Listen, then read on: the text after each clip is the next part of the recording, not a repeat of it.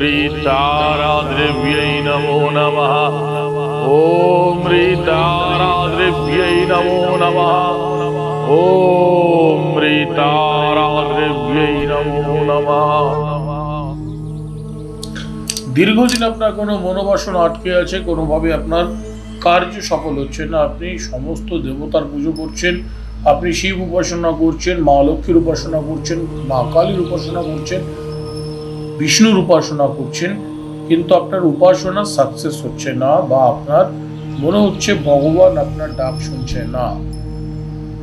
সহজ রাস্তা, সহজ পদ্ধতি, সহজ বস্তু, যার দ্বারা পুজো করলে সচ্চিদানন্দময় ঈশ্বর আপনার সমস্ত প্রকারের মনোইপ্সিত বাসনাকে পূর্ণ করবে, তার রাস্তা কি আছে?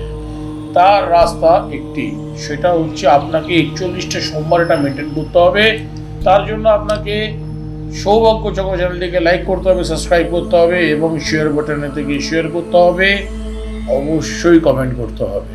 সোমবার করে কাটালি কলা সিদ্ধি তার মধ্যে দিয়ে এবং 1 টাকার কয়েন দিয়ে আপনি জাস্ট তামার ঘটিতে 1 ঘটি জল স্নান করে, ডুব দিয়ে স্নান করে 1 ঘটি তামার ঘটিতে জল তুলে সেই জলটি শিবলিঙ্গের মাথায় সমর্পণ করে 1টি কাটালি কলার সামনে সিদ্ধি এবং 1 টাকার কয়েন, সামান্য কর্পূর শিবলিঙ্গতে নিজের মনোবাসনা বলে দান করে দিন।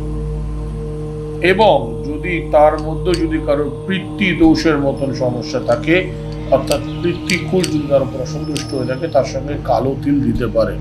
মানে যারা দীর্ঘদিন আর্থিক কষ্টে ভুগছেন তারা কালো তিল ব্যবহার করতে পারেন।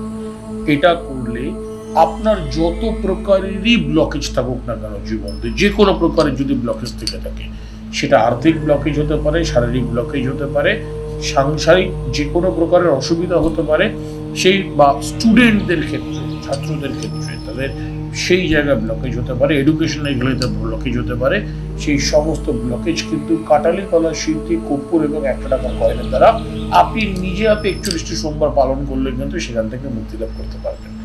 ভালো থাকুন, আনন্দ থাকুন। জয় শ্রী মহাকাল, জয় মাতারা, জয় গুরু।